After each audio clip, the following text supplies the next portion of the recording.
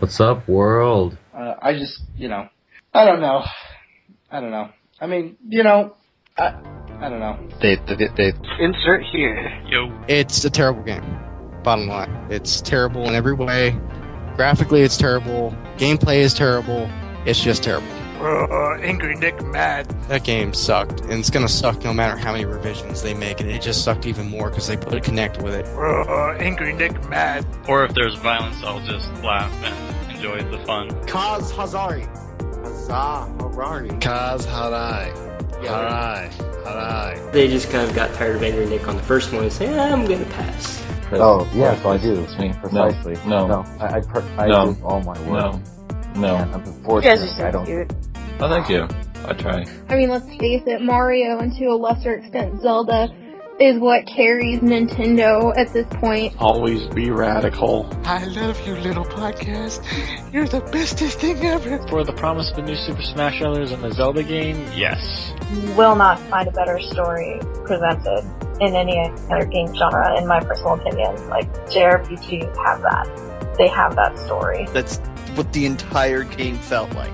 Oh my god, I want to bang my head into a wall. It's a podcast again? Can someone remind me? I thought it was a video game podcast. You're listening to the Game Source Podcast. Well, hello again. It's that magical time again. That time for the world famous Game Source Podcast. How in the heck are you? My name is Gerald, better known as Yes Elvis Liz, and it is truly, and I mean truly, a beautiful day or evening in paradise. And with me today for Game Source Podcast 118 is the hosts of the best podcast known to mankind. See how gracious I am to you guys? Even better than ours. Thank you very much, Gerald. Thank you. The hosts. Hostesses. Since you guys always fight for it, I'll just say it's well, actually, I might catch a project. Okay, we'll go with. Can I flip a coin or something? Because I always feel bad if I say one's name. We all know who it is, Gerald. It's Corey, not the other one. No, not that one. Not that one at all. It's this one. All right, Corey of the CNC Mother Truckin' Podcast. You're not first seat, Chris. You're not first seat. I believe that Corey is just being humble right now, but the first C in CNC is Chris. And thank you very much, Gerald, for having me on the podcast. It is a great honor to be here. And Corey also appreciates it being the second C in CNC. So as of that, we are going to get into our topics, and we want to end that conversation now. Corey, thank you. Okay, after that uncomfortable silence, let's hit it. First up, well, we're going to talk about, there's been a lot going on in the video game scene, but probably the major topics that are taking place over the past couple weeks. Some major decisions have been made that affect the outcome for two major public, well, actually, for the console race this holiday season, because Sony, a couple weeks ago, announced that Uncharted 4, and I'm going to keep it together as best I can because I'm just very still emotional about it. Uncharted 4 is delayed until supposedly early 2016, as is Nintendo's Wii U version of Zelda. That will also be coming out. It's been delayed until 2016 as well. There's one problem with that. Those were the marquee franchises and marquee iterations that were going to be the premier showcase games for this holiday season for both Sony and its PlayStation 4 and Nintendo with the Wii U. My question to you guys is this, does that mean, have they just handed it over and said, here you go, Microsoft, here is the 2015 holiday season? Because as of yet, mind you, there's still time, as of yet, Microsoft has not announced any delays with any of their major releases that they're expected to be coming out later this year, including Tomb Raider. That's right now an exclusive for the Xbox One, and also, well, you and I all know it's Halo 5, which got a mass marketing blitz with the Walking Dead finale episode, and has been all over television in the past 24 or 48 hours since, with both the Agent Lock and Master Chief videos going all over. Television, YouTube, Twitch, I mean, every social media site is even advertising this. So this is literally going out to not just the television market, but anyone who's also in the internet market as well. So and this is going to have.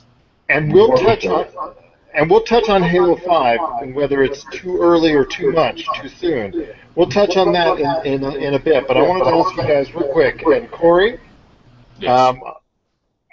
We'll start with you first, Mac. Is this going to be? I mean, have they just both companies just gift wrap the holiday season to Microsoft in a nutshell? And just, if you could just elaborate as to why. So I will hush and listen to your wisdom from both of you gentlemen. Well, for the most part, like even if the Wii U, if Nintendo was able to put out Zelda during the holidays, it would probably keep their head above float.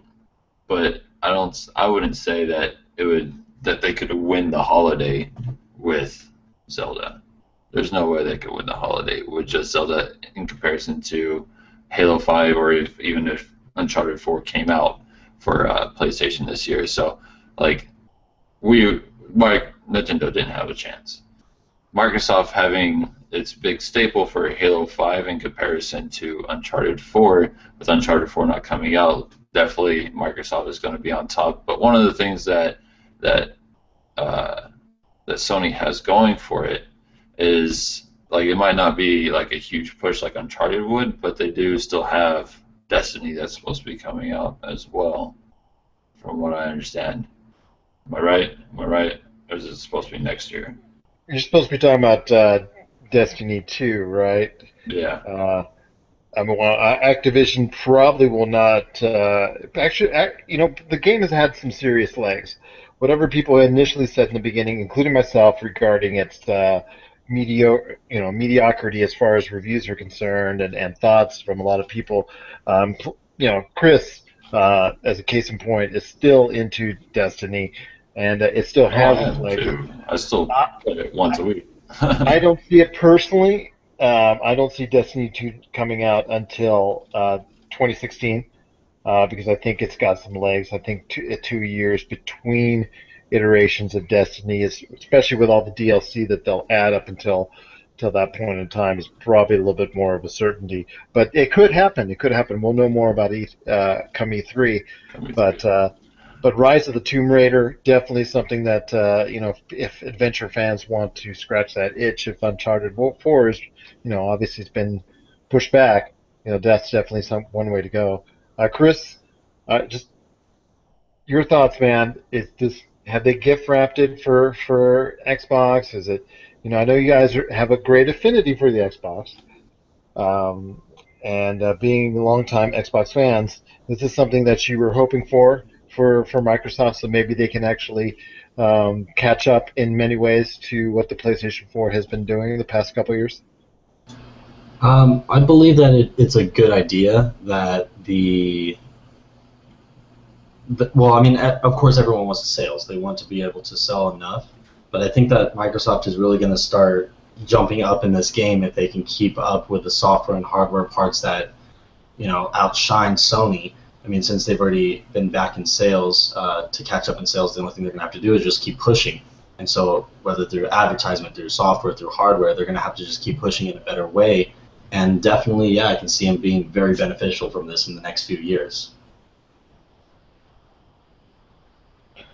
Okay. Now, with, anything else, I'm sure there's going to be something that at least that maybe a Nintendo or Sony. I mean, Nintendo, as of this recording, is tomorrow, is going to have a Nintendo Direct, so maybe they can have something that they might either hint at. And then there's also discussions of, the new Star Fox coming out, and other titles. Splatoon maybe getting pushed back to be a marquee title in the holiday season. And I'm sure E3 will give us a more definitive look at what titles will be coming out. No Man's Sky, the people at Hello Games may have just gotten a gift from that as well, and that may be the title that Sony wraps us around, even though they're not a first-party studio. If they can do similar to what Bloodborne was doing with From Software and create a situation where they have an exclusive title that they can corner, maybe that will help out PlayStation 4 as well. Corey, do you see anything that might hinder Xbox's strength in this holiday season? Because as we're going to elaborate here in a second, we're going to talk a little bit more about Halo 5. But do you see anything else outside of the obvious Halo 5 complications, something hindering Xbox's strong place and hold this holiday season? Not too much, unless like the biggest thing that I could see happening is like the same thing that happened with the Master Chief Edition when that came out, with the ability to connect to other people online. Like with having those type of problems, I know people are going to already be weary about it. That didn't come out that long ago, and coming into the holiday season, especially with them coming out, what was it, October that they're coming out for Halo, that it's not too much of a difference. So hopefully by the time that Halo 5 comes out, that they get their servers correct, that they get the programming behind their matchmaking and everything working properly before it comes out, then it's going to definitely be a huge success, because that's what drives Halo is the multiplayer. I know I'm kind of going a little ahead of schedule here, but like it's definitely what I could see would make or break Microsoft's year, especially based off of Halo 5 being the big first-party game that's coming out. Chris, do you think it was a good idea? No, that's fine, because they're doing those stress tests with the betas. The Halo 5 multiplayer beta was done in earlier this year, and that was a very smart move on their part, especially after what they incurred with the Master Chief Collection. But Chris, on Tomb Raider, Rise of the Tomb Raider, I should say, could this be something that maybe Square Enix might have seen now that Uncharted 4 has been delayed? Square Enix might be regretting as not doing a multi-platform release initially. Maybe next year they'll be releasing it for PlayStation 4, but right now there's an exclusive deal with Xbox One in place.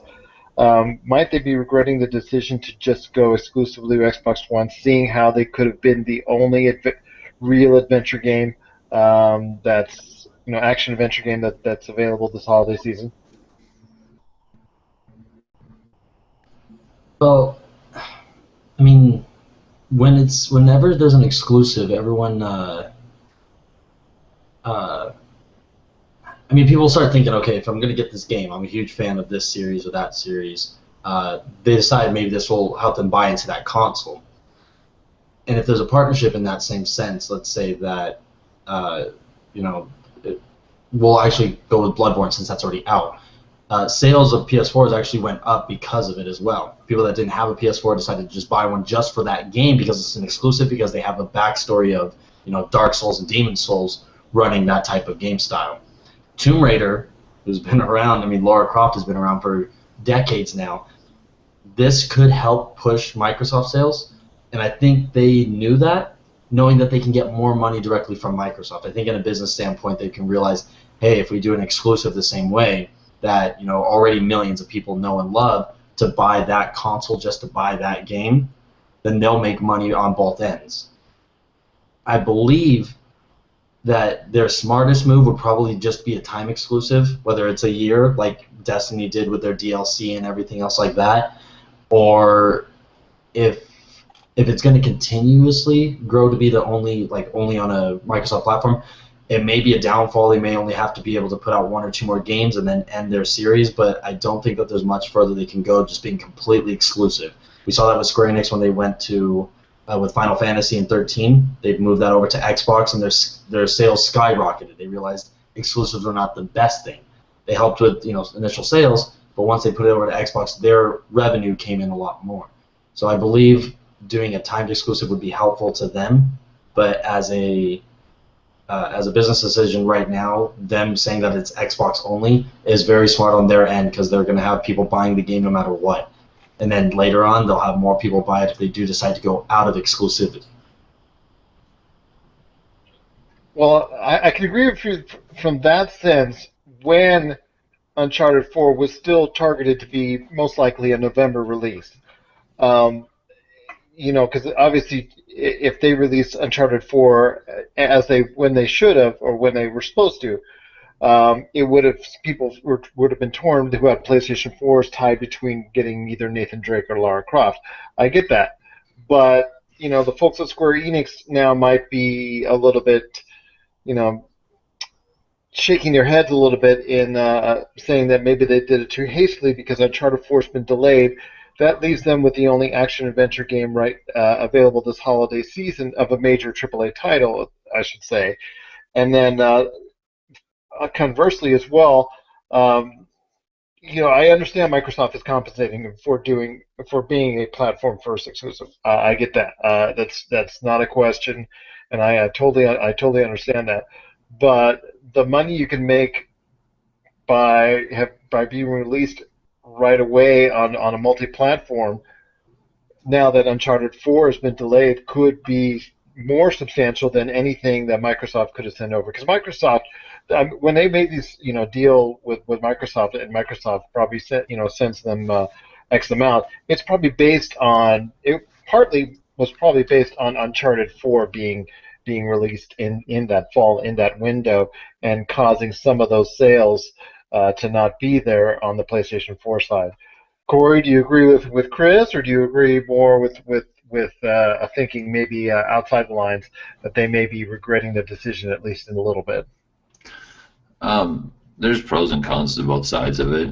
Like because like you said, Gerald, if they were able to release on both consoles, they would get the support of both Sony and Microsoft to be able to push their software, as well as with the missing Uncharted 4, be able to capture all the adventure cells. But at the same time, like Chris said, like having the massive support behind Microsoft, especially with it being an exclusive title, it would be something that Microsoft would focus on rather than them having to promote themselves, or Ubisoft having to promote them and everything. So it would be advantageous for them to not only get the spotlight on what Microsoft is putting out as far as games, as far as exclusives, because the game that you're making is going to be right next to Halo 5. So Halo 5 is a big title for this holiday for Microsoft, but you know what? We're also exclusively putting out Tomb Raider as well. So it could get the attention to drive the sales of not only Tomb Raider, but also of the console itself.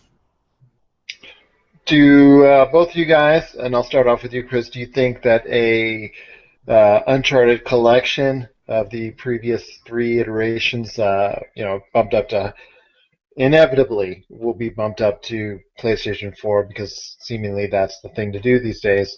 Will that now be a target for this holiday season? And do you see Microsoft striking back with possibly a Gears of War HT collection as a kind of a tit for tat type deal? Well, definitely, it'd be the smartest thing on their part. I mean, just in case anyone hasn't heard, Sony has already announced that they're bringing back God of War 3 HD remastered for the PS4. In God of War versus Uncharted, I almost want to give it to Uncharted as being a bigger title, a bigger known title around the world, as well as a much better revenue for Sony versus God of War. Not to say God of War is bad; it's extremely good. But I think God of War, especially with the latest God of War precursor that came out, the sales have. I think it's reached its peak as far as God of War is concerned as a whole, and I think it's. I agree with you that Uncharted this time stands a much better chance of succeeding in the marketplace. Yeah, definitely. And that's the other reason as well, is because there's not much more they can push, and there's rumors of possibly another God of War, but no absolute confirmation to this yet. However, since we already have a confirmation of a continuated story for Uncharted and for Nathan Drake, by all means, they should definitely bring out all of the older ones, all 3 of them, even the PS Vita one, if they can remaster that on the PS4, bring all 4 of those games in, $60 bundle right there, just as they did with Master Chief Collection on the Xbox One, and then have people play one of the most memorable games on PlayStation 4, even if they haven't had it on the PS3, or even if they did have it on the PS3, so they can catch up to the story and then be prepared to play the brand new one coming out by holiday season of 2016. By all means, I think that's the smartest thing they can do. Are they going to do it? Who knows? I mean, it could be something that they'll probably wait until they know that they're going to be able to sell X amount, and once they know that they get that amount, push it so that way they get pre-orders, they get a beta to Uncharted 5 or 4, see what they can do between there. But it's all up to Sony's hand right there. And then the same thing goes with Gears of War. I mean, it's not their most popular, but they've already done it with Halo. It was a success. They already sold millions of them. I say that they definitely do it with Gears of War, and first in line to buy a collector's edition of all 3, and even Judgment, if that comes out with it, I'll buy it all. Because Gears of War, the newest Gears of War, looks to be targeted for a 2016 release, if I'm not mistaken. So having the Gears of War collection come out either this holiday, or most likely, if they don't want to interfere with Halo 5 and Tomb Raider, early next year, which to me I think is a mistake, but be that as it may. Wait, a mistake that they're going to release it, or a mistake that they're pushing it back further? For me, like with Uncharted 4, if you're going to push it back to the holiday season. For me, these are the Gears of War collection, and can garner you a really a nice cash cow, because it doesn't take that much to improve the HD graphics. They're not rebuilding it from the ground up, even though they try to tell you that. It could be such a profit maker for them if they release it during the holiday season, because there's so much more expendable cash during the holiday season, and you guys see this more than any other time. Yeah, but the one other thing as well with Gears of War, at least I want to point this out, that if they did an HD remaster collection of this one, the only way I can see it being even worth everyone's time to buy, I want to 100% say that it would be put on the new Unreal 4 engine. Because of the fact that it's the newest thing, everyone already knows about it, they're starting to bring out demos to it. If they could take that and that is the first official game to start using the Unreal 4 engine as a full set, just take the same assets, move it over, start increasing the polygons, make them look clearer and better. And they show what Gears of War 1 back 10 years ago looks like now. I mean, that's where basically everything's going to start looking a lot better, and they're going to realize, hey, the next Gears of War is going to be a threat to any other game out that holiday season. Well, no, excellent point indeed. Well, speaking of the holiday season, as we've been talking about, I know it's early, I know it's end of March, and I know there's a long way to go, but I just wanted to touch on start with you, Corey. If you watched The Walking Dead final episode, you got to see firsthand the release of the new trailers, both from Agent Locke and from also our good friend, the happy-go-lucky Spartan himself, starting the hype train for Halo 5. We've seen teaser videos in the past week and things of that nature, and obviously now they're all over the marketplace with like you guys said earlier, with advertising on the net and TV advertising. But I ask you, first off, are you still very excited for Halo 5, Corey?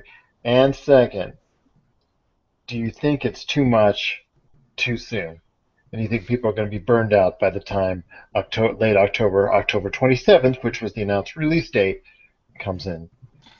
Personally, I feel that it's not too much too soon, and it's going to kind of sound weird, but like I think that they have a lot more ways to reach people, and with them pushing as hard as they are now, not only are they going to be getting hype and getting like pre-orders coming in for Halo 5, but it's also going to make people think about the Master Chief Collection. Even though we just talked about on how bad they first released it and everything, things are getting better for it, but not only will they drive sales for the Master Chief Collection and get ready. So I haven't played Halo 3, I haven't played Halo 4 in so long.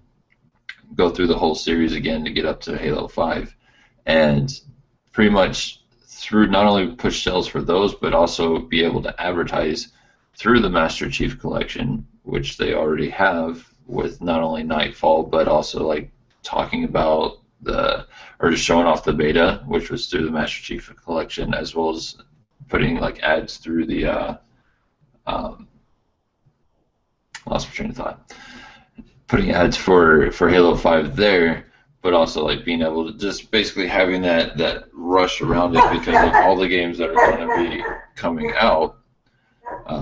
It's pretty much getting that early foothold, getting the pre-orders in now, and just getting everybody ready. If they continue with how hard they're pushing right now, all the way up until October, it's going to definitely be like, oh, it's Halo 5 again. But I would say push early now, let it subside a little bit, and then push extra hard right before the game comes out, like 2 or 3 weeks before. Fair enough. Now, Chris, I know you like Halo games. I know you've played once or twice. You've played a Halo game. Will you be burnt out from too much Halo hype? Me, I've been on, ever since Halo came out. I had on original Xbox. I played it. I finished it. I still have the Master Chief Collection today. I was willing to go and be patient with the 30 to 45 minute wait times in matchmaking, things of that nature, just to get a chance to play it. I know everything's a little bit better now with the Master Chief Collection, but the hype train to me may have started a little bit early. But we'll see. We'll see if there's not going to be that much. Let's see how it breaks out over the long haul. I understand that it's still a long way to go, and I know pre-orders are still a concern, but they're not the priority that they used to be back when I was running the store, and back when you guys were first started. I know pre-orders were a big key to the actual success of a game. But Chris, I'll give it to you. What do you think is too much in regards to Halo hype? Too much is when Microsoft, is spending billions of dollars on a game. However, they're not spending that much on this game as far as advertisement. I think as of right now, I think it's a pretty good time to actually start announcing this. They can definitely wait until after E3 and everything like that, but if they start getting the edge now, people will be, we're only 2 months away from E3. Well, 2.5 months since it's halfway through June. We're only 2.5 months away. If they start announcing it now, people are going to be more excited, more thrilled to see what they're going to announce, to show and everything at E3. You don't want to just wait till E3 to announce, here's everything, and it's coming out only in 6 months, especially if it's a AAA title. I mean, some of them will do that. Call of Duty may wait to do that, or Assassin's Creed may wait to do that. But Halo was announced a year ago, and I think by now they're already ready for at least a little bit of an announcement, at least a little bit of a teaser, and to kind of give you two different perspectives on this the way they did. I think that's a good way to raise controversy, which will then raise publicity. And there's no such thing as bad publicity, so it's going to be one way or the other. It's going to get word of mouth. Everyone's going to go check out the trailers. That's how I was pressured into checking it out. I looked at both of them, and now I'm getting my own theories about everything, and that's where this game sells itself, is just because of 1 minute is all they need to show 30 seconds of each side and then say, here you go, you guys go crazy with it, we'll talk to you again in 2.5 months and show you more. I think that's the perfect amount that they had to show this early on. And then it's just going to be perfectly amount of hype. It's going to be, like a, what's that kind of curve, that like parabola, and it just keeps going up. It's not going to exponentially, top out until it comes out. Once it comes out, then it's just going to hit that peak, keep going until, all the casuals die off, and then you're just left with all the pros. But it is definitely a good time to at least be announcing everything now and all the advertisement that they have going on in its shortest amount now. I think it's perfect. Microsoft, you're doing it right. Start with Gears now. Using that curve. All right, that's the way to do it. To get it done. No, I was I at don't know loss too. that curve goes up, and it like I learned it in calculus like 5 years ago. I don't know the names anymore of those curves and everything like that. But whatever that was, it's where Halo is going. So I like it. Well, as Nick will tell you, I only learned math on the abacus, so I'll have to take it. I'll have to take your word for it. Says the guy who uses his iPhone too, Nick. Exactly. And well, I think I'll throw one last question in there after our Bloodborne discussion. But Bloodborne just come out. It's really a critical success. It's garnered an 8.5 here on the site at www.yourgamesource.com. Or you can actually, to make it easier for everyone of you guys, we've decided, for at least for a little while, to put up all of our articles and reviews on our Facebook page, Game Source on Facebook, just to make it a little bit easier for you to read, a little bit more convenient. Or you can check it out on Twitter at Game Source. You can at least check out the part of it, and it'll connect you right to the actual whole story, or review, or article, or what have you. So just to give everyone out there a better chance to read what we got, or yourgamesource.com. We're always there. I want to talk about the success of Bloodborne because it is truly doing well with the critics. Most people that are playing it or watching it via the stream, it's been done remarkably well in that sense. But my question is, sales wise, it's sold pretty good in Japan, obviously, as well, because it's from Studio Japan, so you would obviously get the home bump up there. In UK wise, it's came out and debuted at number 2. And here in the U.S., I'm sure the MPD is going to come out in next month, and it's going to play strongly there. But Corey, I'll start with you. Do you see this as crossing over as a mainstream hit? Because I know the difficulty is something that a lot of casual gamers might fear, and a lot of individuals with their familiarity with the previous From Software titles, Dark Souls, Demon Souls, and Dark Souls 1 and 2, might be a little bit hesitant to get in this game because in some ways it is even harder than those. What's your thoughts, Corey? My thoughts are, I personally, I enjoy it. I love a good challenge. As Chris is reenacting what you do in Bloodborne, you're dying a lot. A lot. It's exactly what happens every 5 seconds. I see dead. Dead. I actually watched the game be beat today. It was pretty awesome. But in all honesty, not every gamer is different. Chris doesn't like all the same games that I like because he's a pansy. Even though I still kind of love him. No, you're not. No. Mm-mm. No.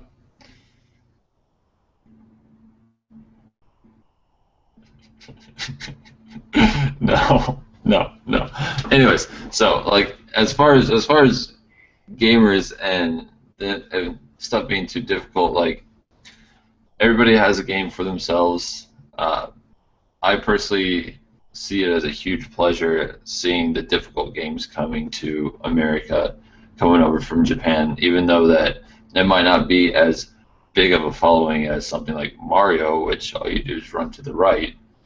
But it's still something that a lot of people enjoy, and a lot of people that, as far as that come into the store, and even other employees, we all talk about difficult games because it's something to talk about. Once I beat this boss, so I get to brag about it to all my friends, type of thing. True gamers, I wouldn't say true gamers, but more hardcore gamers see it as a rite of passage, as a badge of honor to show off that they've been able to beat it. And I see it still continuing to come out. You have games that not only are from Japan, like the whole Soul series, as well as Bloodborne, but you also have Super Meat Boy. You have the Impossible game. You have a lot of games that were developed here in America as well that are truly difficult games that are meant to make you want to just crush your controller in your hands and throw it against the wall and do what Chris is doing. And I see it as a trend that will continue to happen, will always continue to happen. Because that reminds me of all the games back in the late 80s, early 90s, especially on the Nintendo system, and maybe a little bit into the N64 era, but mainly on the NES, where there were a ton of games that just were brutally, brutally difficult. Really? Battletoads is stated as one of the hardest games ever. Ghosts and Goblins. Ghosts and Goblins. Oh Absolutely. my gosh! Yeah, that one, almost sent a console for me out through a window. But Chris, I want to hear your thoughts. You've been seeing right there in the middle of the action as well. Bloodborne, like I said, really a well-crafted game. There's some issues here and there with it, which for us, the reviewer, me, led to it not getting as high a score as I feel it deserves. I felt it deserved at least a 9 or a 9.5. Didn't quite make it with all the little glitches, frame rate errors, and those gall darn loading times, which is even worse than the deaths themselves. But Chris, tell me, do you see Bloodborne having legs, being around for the holiday season, maybe as a pack-in that will attract customers? Because the Order 1886, sold okay, but it doesn't seem to be based off of all that feedback and all the stuff that's gone on with the game and all the controversy, that it's going to have the legs that Sony wants. Is this the game that, at least for the rest of the year, that Sony can count on for at least garnering a decent chunk of sales?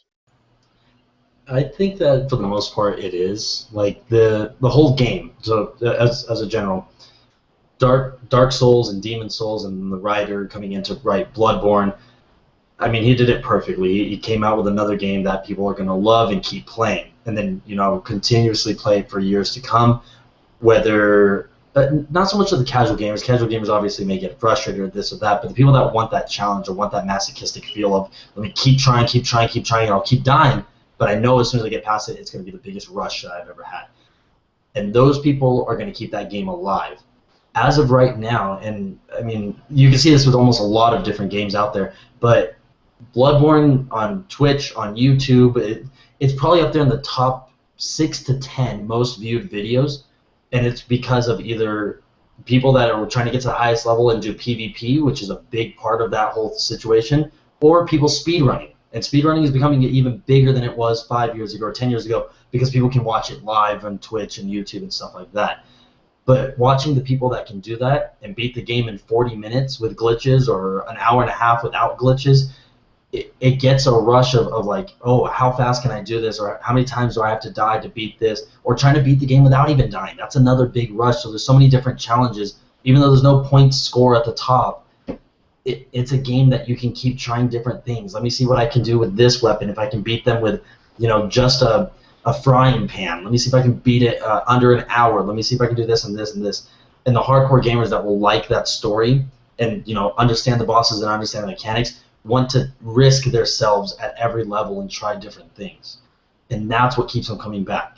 That's the only reason why Mario is still kind of a played game now. People want to see if they can beat it really fast. They want to see if they can beat it, jumping from World 1 to World 6, and then World to World 8 and World 9. They just want to skip everything. Or see if they can beat every stage. It's the same thing that Bloodborne's going to have. And I think that in 5-6 months, it's still going to be a very popular game. Maybe not the most viewed thing anymore because of all the newer games that will come out. But if it's packaged with a PS4, that wouldn't surprise me. If 1886 is packaged, it's probably because they need to get rid of the extra copies that they're not going to sell in the next few months. Sorry, Sony, took a little stab there, but you're probably not going to sell those last copies there now. And I think that the way that this holiday season is going to end up, if Bloodborne is, still 60, maybe 50, maybe $40, it wouldn't surprise me. If it's lower than that, then that something's going on with that game, that they just can't sell it. But I think it's still going to be easily a high-priced game and high-selling game all the way through until 2016. Fair enough. Yeah, but you can't nobody during the can state as far as the validity of a game as far as its pricing based off of what happens over that 5-day period of time at Black Friday period of time, because everything seems to get blown out. Even Call of Duty games, get reduced substantially. But, yeah, even a week after it comes out and it's already $20 less. So that time frame is different. But at a permanent, you look at Walmart and Target and Fry's, Amazon, and they all have it at that same price any other day. That's the type of pricing that I'll see going on throughout the whole year, and they're still going to keep it at a higher price, just like Call of Duty stays $60 until the next one comes out. Just because they know they're going to sell it at $60, why drop it any lower? Fair enough. And I wanted to close tonight. I was thinking about it over the past few days because last week, and I'm throwing this at these two guys as a little bit of a surprise, but I want to get their reaction because they're not the hardcore Nintendo fans, like myself. I appreciate Nintendo, I respect Nintendo, but am I going to say, since N64 days of old, am I the hardest core Nintendo player out there? No, I'm not. Had the Wii, had other systems and whatnot. But recently, Nintendo finally clued in on something to be able to garner a large volume of revenue by. Okay, I see, as Chris is showing there. Maybe he is a little bit more hardcore than Nintendo than I imagine. But Nintendo finally clued into the real world and signed a deal with DNA or DeNA, or however you want to say it, DENA, a mobile manufacturer as far as it's concerned, to try and come up with a product line, a game line of either the current, old, or new. Yes. Mobile games and be part of the mobile game scene, which is something they should have done a long time ago, especially when they were, sinking and drowning underwater for at least 2 to 3 years there. Something that I clamor for, and I know a lot of people clamor for as well. But almost lost in the announcement was the fact that they admitted that they have in development, and we know all three of the major publishers do, and maybe somebody outside of that as well, Apple or what have you. They were basically out in front and said that we have a console already in development. As they call it, Project NX, I believe. Which leads me to the question, and I'll ask this to start with Corey first. So, Corey, if Nintendo has already said that they have a console in development, why in the heck would you want a Wii U?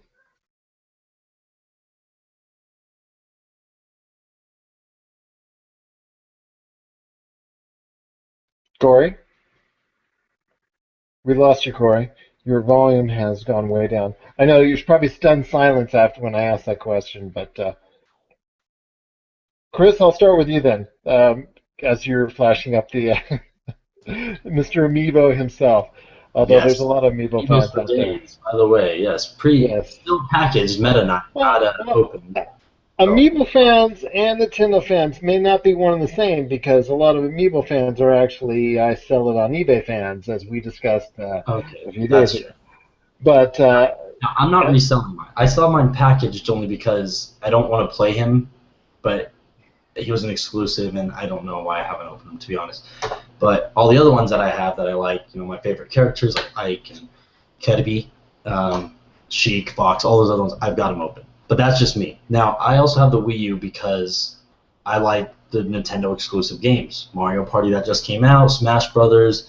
I'm really excited to play the Zelda RPG style, open world type game. Love it. And also even the last Zelda, the Dynasty Warriors, that type. Any types of games that are like that Nintendo can create and bring out, they're fun. Good party games, have some friends over, family, whatever else like that. Anyone can get into them. That's what makes the Wii U so good now. However, if Nintendo NX is a possibility for...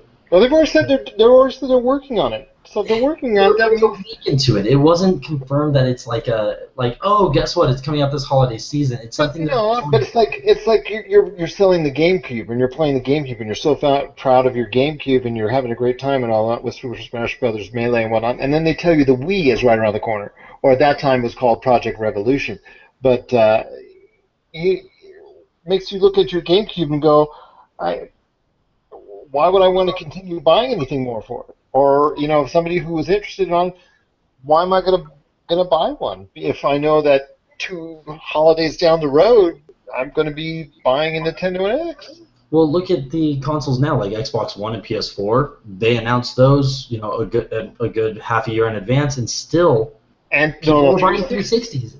No, they're not buying 360s. 360s, that market died. That market died. It's not dead. It's there. It's hanging by a thread.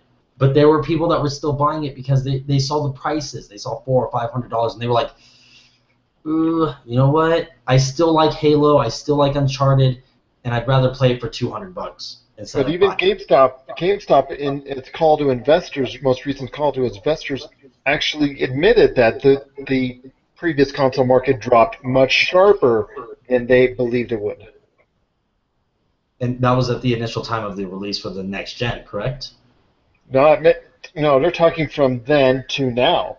That the market for the 360 and PS3 has just dropped like a rock faster than they thought it would. Well, November of 2013 is almost a year and a half away. So I mean, for them to drop that much, it's actually not even surprising as what I thought. I still see people buying Xbox 360s and PS3s in a weird sense, often. Not as much as an Xbox One or PS4, but I see it a lot in the fields that I'm in, and it shocks me. I mean, I wonder why people do this, and I ask questions, and some people say it's for money issues, some people say it's for the older games, and that's what will keep things coming back. Is if they're releasing still games for Wii U, they're releasing this new Zelda game. They announced that they're releasing better Pokemon games. They're announcing like a new Fire Emblem game. They're releasing a bunch of other things for the Wii U, but they haven't said anything about the NX, so we don't know what games are even coming out for that. So people can only look forward to saying, hey, my Wii U is still going to be relevant for this game that I had planned, this game that I had planned, this game that I had planned. But not much longer after that. But not much longer after that, because the NX will probably be out before you know it. I'm not saying this holiday season, but I'm saying the holiday season after could be a possibility if they've already mentioned that talking about that it being available. Yeah. Corey, are you back with us, sir? He's back, but I don't hear him. I don't hear him as well. Oh, sticky note. What does that say? Please help me. I'm being kidnapped. Poog has my leg, and he won't let go. I see. Touch your nose if I got that right. Touch your ear if I got it wrong. Touch your face if you can hear me. Why buy Wii U in the first place? Well, you keep trying to get. Just feel free to butt in anytime, Corey. So as long as you're trying to. Right now, I think that the Wii U will still have a relevancy because the NX to the public, I mean, it's knowledgeable. Everyone knows that it's out there. Or some people know it's out there, but not every single person knows. And a lot of Nintendo's market aren't exactly all the hardcore gamers. Sometimes it's casuals or families or stuff like that. And those people are not going to research online and say, what's the newest of the Nintendo news and stuff like that. But by announcing you have something in development, now shareholders, now customers, now consumers are going to say, well, when are you going to debut it? When are you going to show it off? When are you going to debut it? I'm not saying they're going to do it E3 now, but definitely starting when the clock ticks in 2016, they have to start going ahead and thinking about the timetable for it, because they already put all the wheels in motion when Iwata himself said that the NX, you should have kept it quiet, should have kept it under wraps. Yeah. That way you can debut it when you want, and you won't have to hear people moaning and groaning about how they want the NX right here and right now. Corey, back up? Nope. Oh my God. I can't find out what's wrong with my mic. Nothing. He's playing invisible drums, not working. And if you're just listening to this podcast, Corey actually has, out of all three of us, the best audio setup. So, and video setup too. Aside from my computer, my video recording audio setup probably cost me $30, $40. And he has a microphone that costs like $200. He's got equipment and headphones that cost another $200. I mean, he's got hundreds and hundreds of dollars worth of stuff. I'm shocked that this goes out on him. Well, it happens to the best of us, but be that as it may. Oh, and there you go. So we're gonna have Corey come back in a little bit, hopefully before we all leave, so he can say his goodbyes. But Gerald, like I was saying, the Nintendo Wii U, it's a good console. It shouldn't go out anytime soon.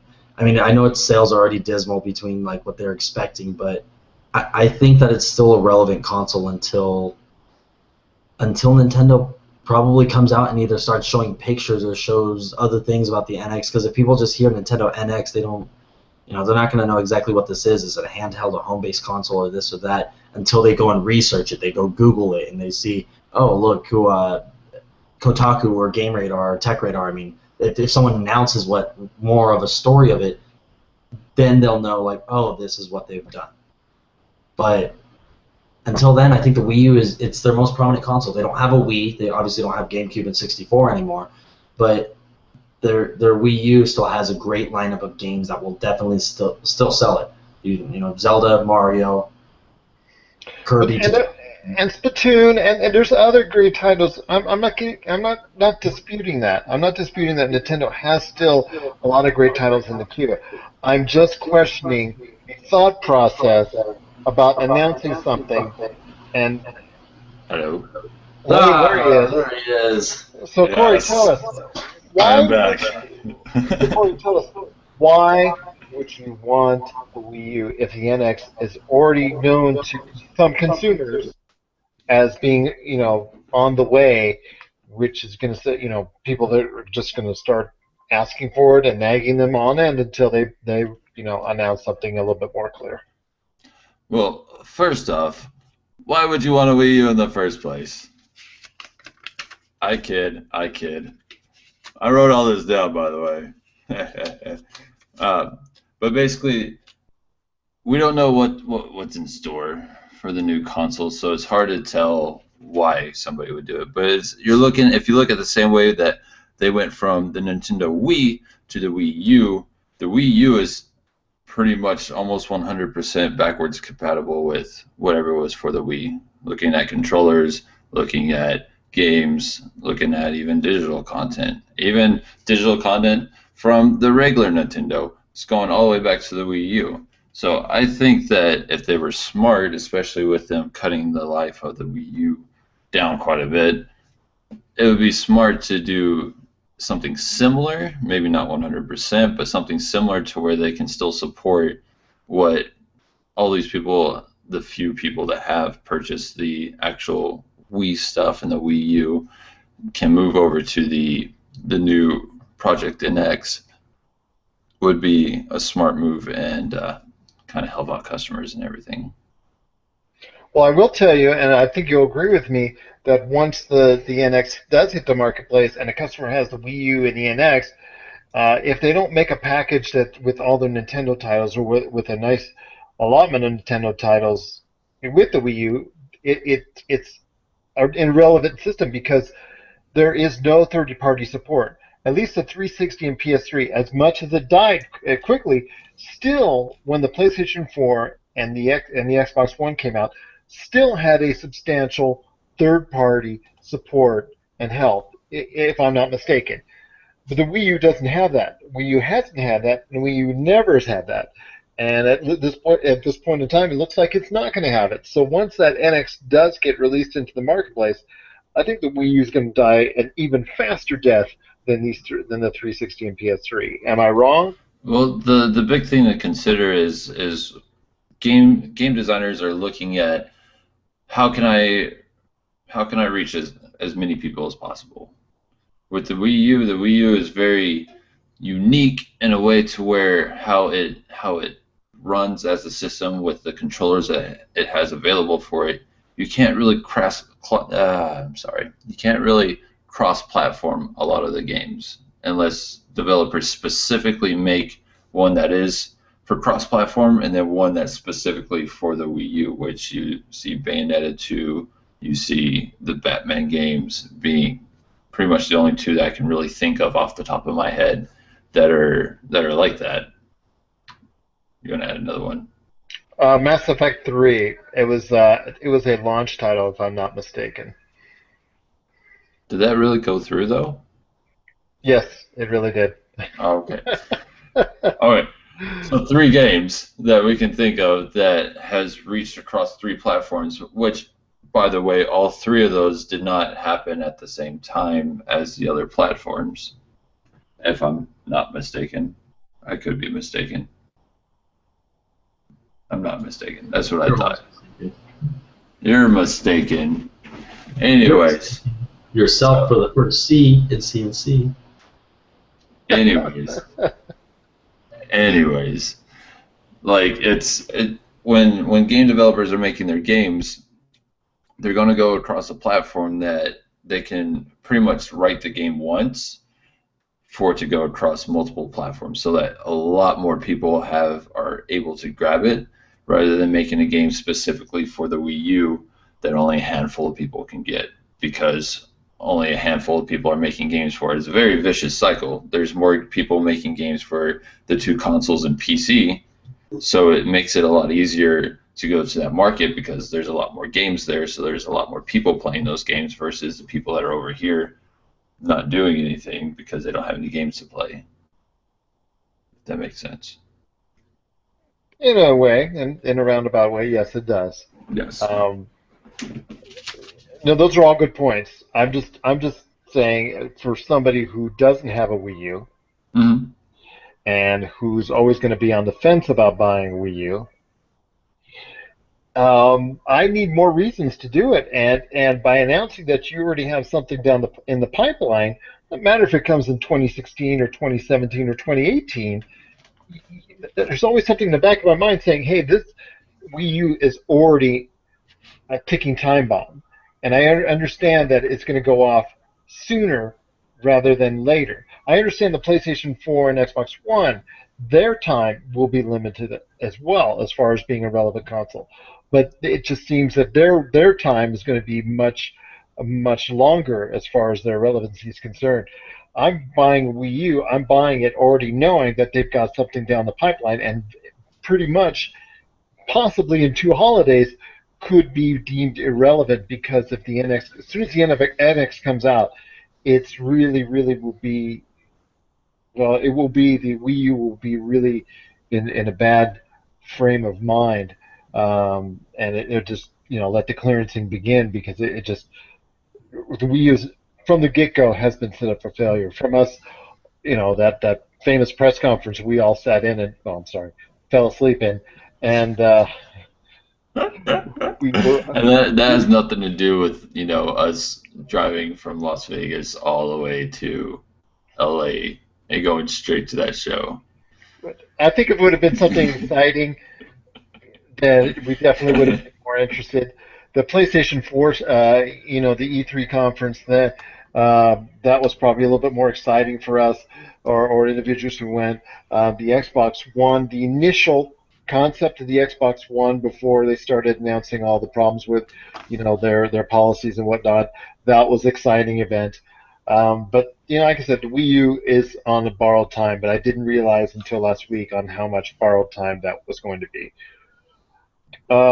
Chris, we're all set to get on out of here. Any last thoughts on what you have for us, or Wii U, or Bloodborne, or Halo 5, or Uncharted 4, or Xbox Holiday Season, or anything we've discussed tonight? Or. And then, but no, I think basically we hit every point that I really wanted to talk about. I mean, I'm glad that Bloodborne will do well. I'm waiting. I watch a lot of speedruns and I play it as much as I can to see how good I can get at it. I love that type of stuff. Wii U. I think it's going to be kind of successful, hopefully. Little plug I want to do into there. EVO of 2015, which is going to be held here in Las Vegas. They are also holding the new Smash Brothers game in the tournament, as well as Smash Brothers Melee, which was a very popular one back there. But the new Smash Brothers game as well, yours truly will be entering the tournament. So, you heard it here first, kind of said it to a couple of people, but you didn't even say it to me. You didn't say it to me. Like I said, a very few select people have heard it. And well, I think that's definitely want to wish you the best on that. Is there a way we can keep up with you on the action, or? Yeah, I'll tweet about some stuff, or I'll show pictures, and I'll be there the whole time. I'm getting full tickets and everything to be at the finals, at every little bit of it. While I'm getting my butt handed to me in the qualifiers, though, I'll be showing some of the stuff that's going on, and then between matches, if I keep progressing, I'll show. I'll post to the website, or I'll post to the Facebook page or something, or heck, send them to you, Gerald, and you can keep posting them as well. However I get these pictures out, everyone will see what's going on live at EVO. That's not until July, though. That's after E3, so that's still far down. I've been training. I mean, these guys are my inspirations. I've been trying to beat them consistently. These guys are beastly level 50s in Smash Brothers, and I've been playing online a lot. That's just me. That's my plug I wanted to throw out there, that I'm going to be joining this. And that's why I still support the Wii U, because they still have that community that can also then practice and play games like that. Aside from my plug there, though, back rewinding 30 minutes or so until we, when we had all this other conversation going on, I think everything's going to be good this year. We got Halo, we got Bloodborne, that's going to be pretty successful. By next year, we'll have some other great title games. Just got to wait and see. Honestly, I can keep talking a little bit more about some of the stuff, but I think E3 is really where I'm going to have a lot more opinion and fact to unveil with my thoughts on all of this. So. And you're still headed to there, right, or no? To E3? Yeah. Yeah, of course. Well, as long as everything starts going through correctly, I'm registered from the last time I registered, which should be. There's some issues, but we're going to get them settled. I will be at E3. I can guarantee that.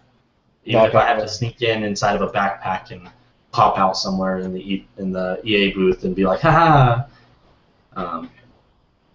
Fair enough. That I need to know, because I have to get Angry Nick on it as far as making sure you can get to all the press conferences as well. We'll get you in, see what we can do to get you in there. Corey, any last thoughts before we head on out? Well, I wanted to also make sure that if not only do we have the Game Source Twitch channel, but we also have Killer X Wolf, his channel. It's Killer X Wolf. Wolf XGS for. Oh, Wolf XGS. This is my Twitch handle.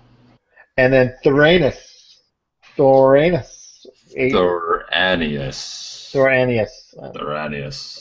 Sorry, see, I tried to get tricky and look what happened. It's all right. But catch these guys, and also Seventh Valkyrie. You got Kujaran for Aaron's. Check out all their Twitch channels, plus our own Game Source Twitch channel. If you can, we'd greatly appreciate any donations as far as that to help with our reconstruction of our new website. That's hopefully that actually is in the pipeline, and then also our production costs as well. We're looking forward to doing a lot of great things, covering E3, covering hopefully the Level Up Expo, EVO, like you said, and other great shows coming down this year. Last, like I said, Corey, I'll just before I will hush again. Any last thoughts from you, sir? No, just looking forward to all the new games coming out. Biggest one I'm looking forward to is The Division. Really hope that comes out this year. Really hope it comes out this year. I need a penny and a wishing well right now. But anyways, Rainbow Six Siege. How about that? Another Ubisoft title. I don't care about. I want The Division. I don't care for Rainbow Six. The last Rainbow Six I played was Rogue Squadron, and I played it so much that I could just set up everything and then just hit play and walk away. And by the time I got back from making the sandwich, it would be done. What about Vegas? I love the Vegas. Vegas. Vegas 2. Beautiful. I want the division. I want the division. That's all I want. That's all I want. That looks like a very ambitious game. I'm not sure. That streaming. Well, then again, the crew would look like it should have been delayed. The crew should have been delayed, and unfortunately wasn't. Well, it was delayed until December, and yeah, well that didn't meet the demand, or could have been a lot better as well. But the division seems like it's something that maybe is very ambitious, almost too ambitious, maybe to pack into 2015. But I do hope for you, definitely, that it will hopefully hit retail shelves this year, because it looks very promising indeed. It does. It does. So I guess that's going to do it for us. This is Game Source Podcast 118. Let's do our obligatory plugins. Check us out again on www.yourgamesource.com.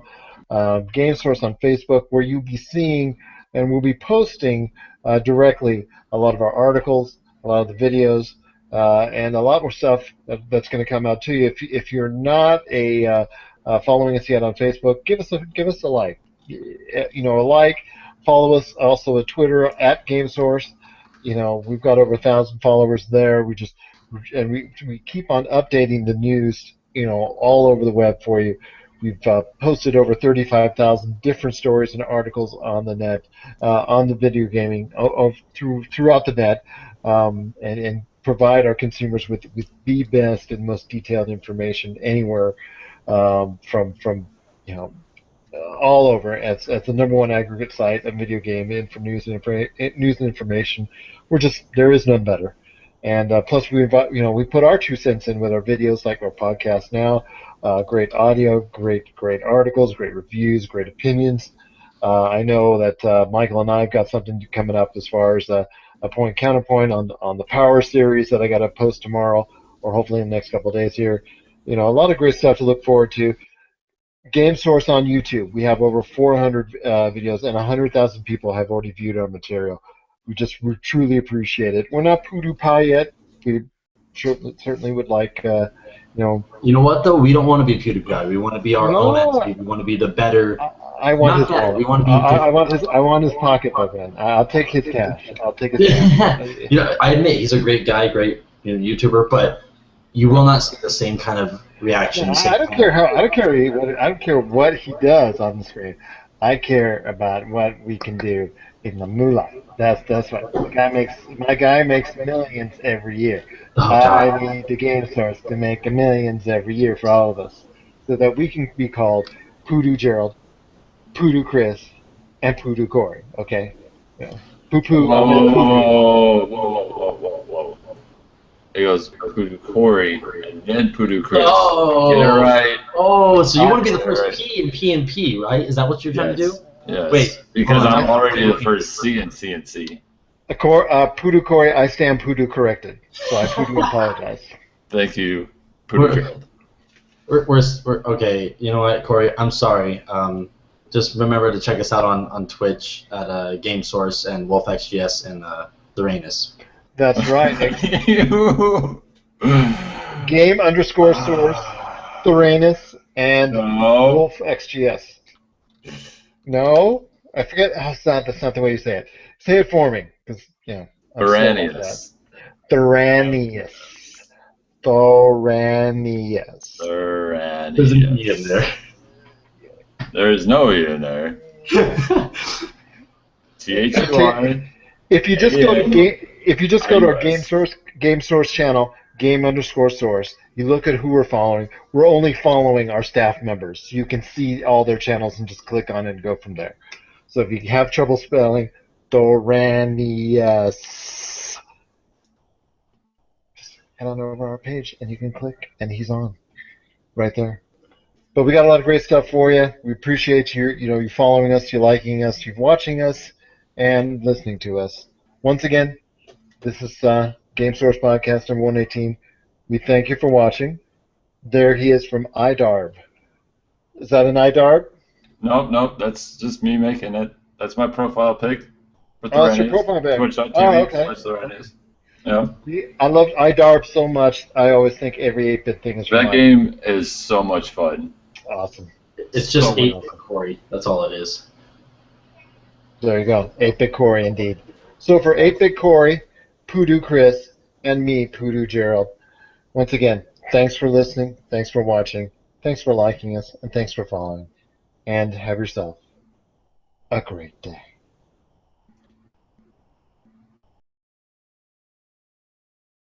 Do you love games, breathe games, and bleed games? Then this is the crew for you. If you are interested in editorial, podcasting, live events, and exclusive content, make sure to hit us up at info@yourgamesource.com and become part of a team that is dedicated to delivering all the greatest and latest in gaming news and content, all here at yourgamesource.com.